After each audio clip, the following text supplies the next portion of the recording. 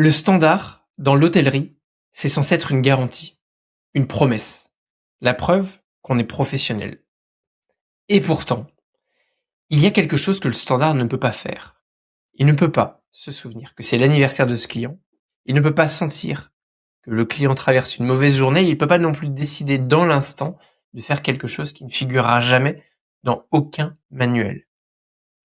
Aujourd'hui, je vais vous parler de la limite du standard et de ce qui existe de l'autre côté.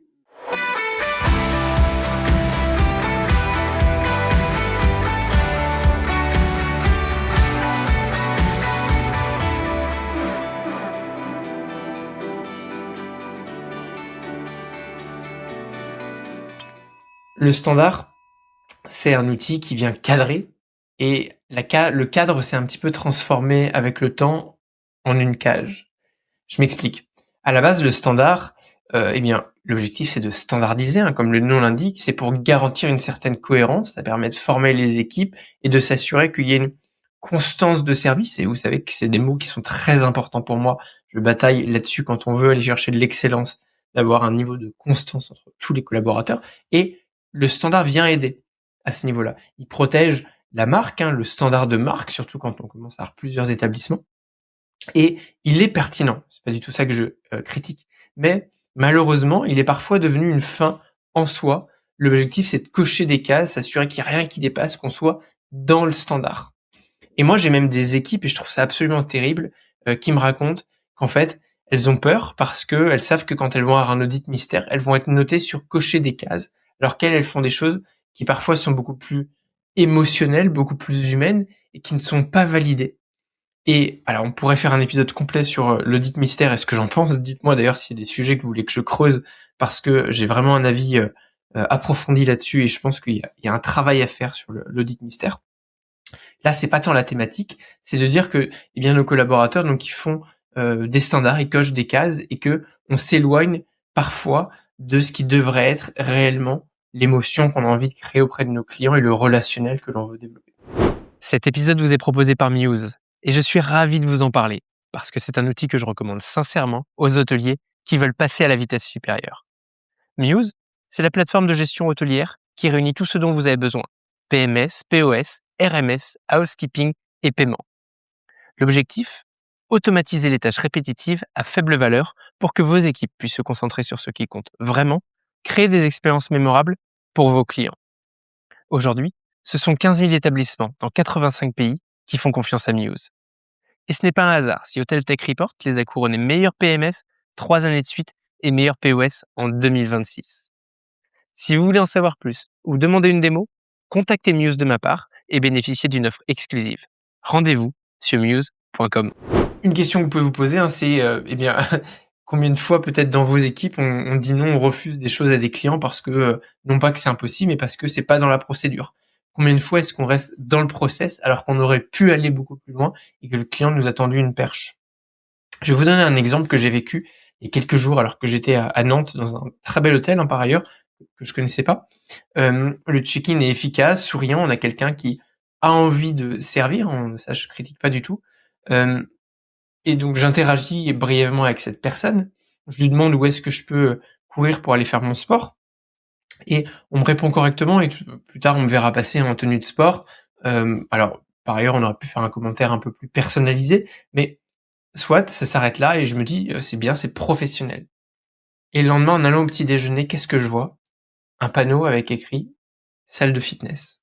En fait, je savais pas qu'il y avait une salle de fitness dans l'hôtel. C'est dommage parce que peut-être que ça aurait mieux correspondu à mon entraînement. Alors vous allez me dire, est-ce que tu regardes pas que s'il y a une salle de fitness ou pas dans l'hôtel? Alors la réponse est que pas toujours, que en plus ce n'est pas toujours moi qui réserve mes hôtels et que je séjourne dans parfois 3-4 hôtels par semaine et donc j'oublie entre le moment de la réservation et le moment où je séjourne ce qu'il y a.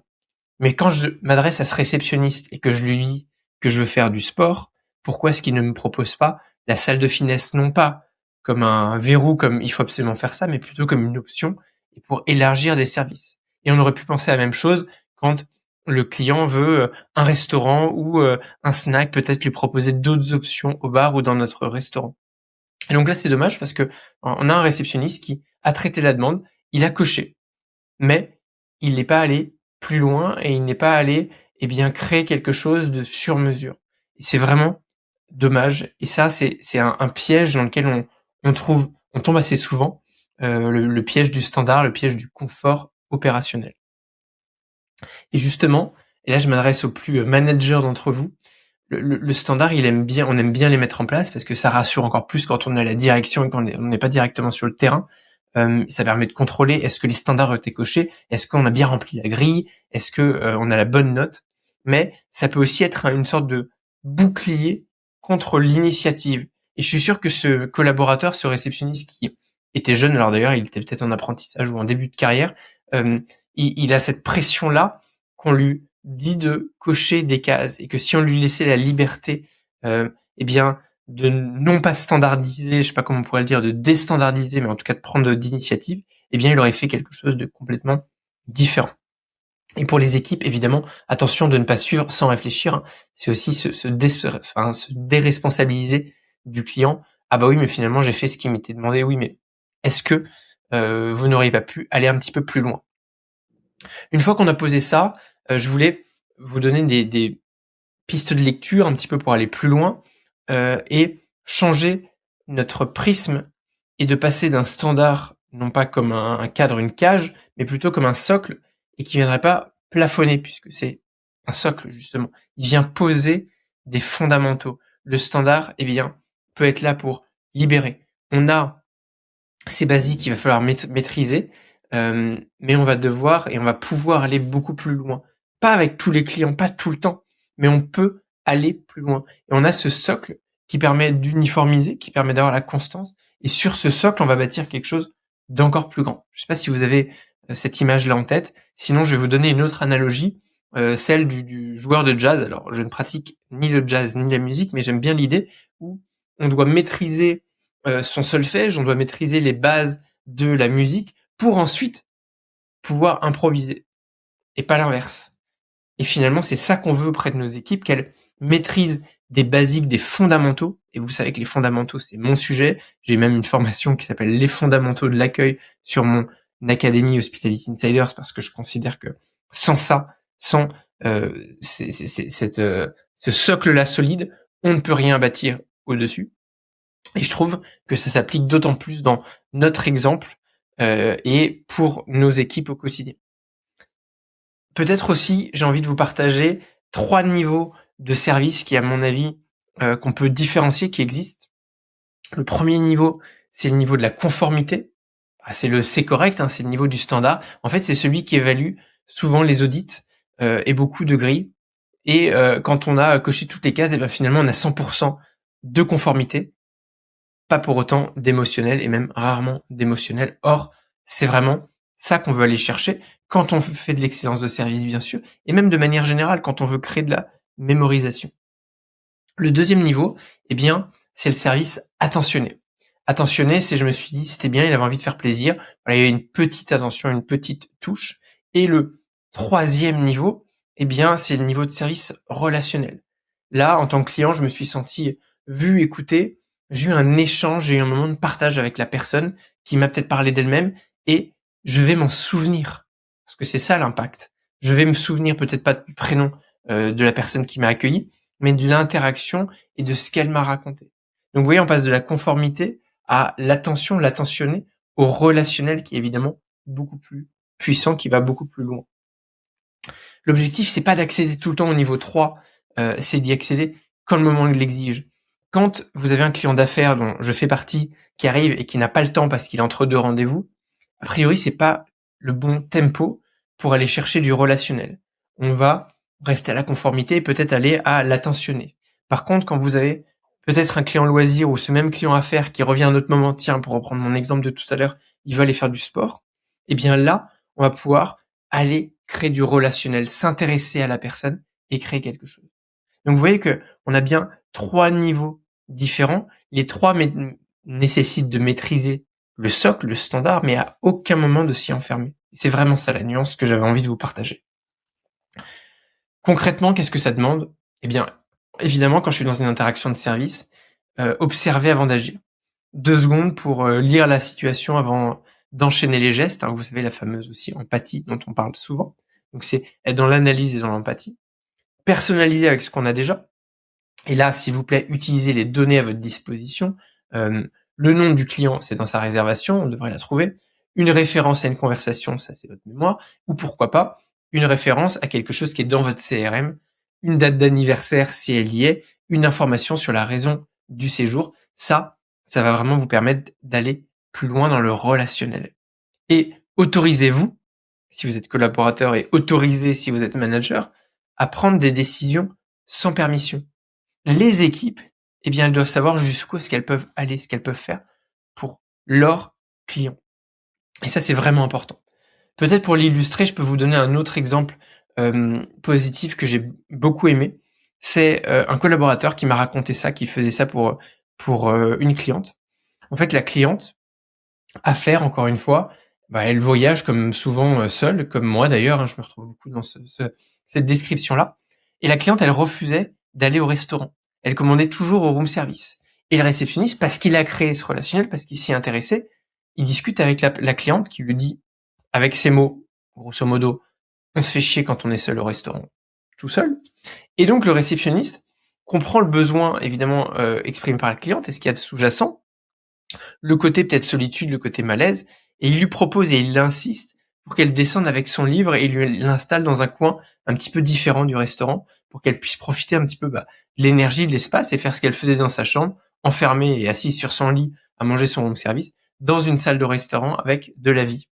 Résultat depuis, eh bien la cliente vient systématiquement au restaurant.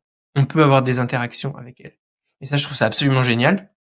On aurait pu, et là c'est moi qui surinterprète, mais proposer à cette cliente solo, eh bien de faire connaissance avec d'autres clients solo à faire qui viennent, qui sont dans les restaurants. Je trouve ça d'une tristesse absolue quand on a 5-6 tables solo assis qui regardent leur assiette, pas parce qu'ils l'ont décidé et qu'ils viennent vivre un moment gastronomique, parce qu'ils le subissent, parce qu'ils sont dans un moment business et qu'ils ne connaissent personne. Voilà.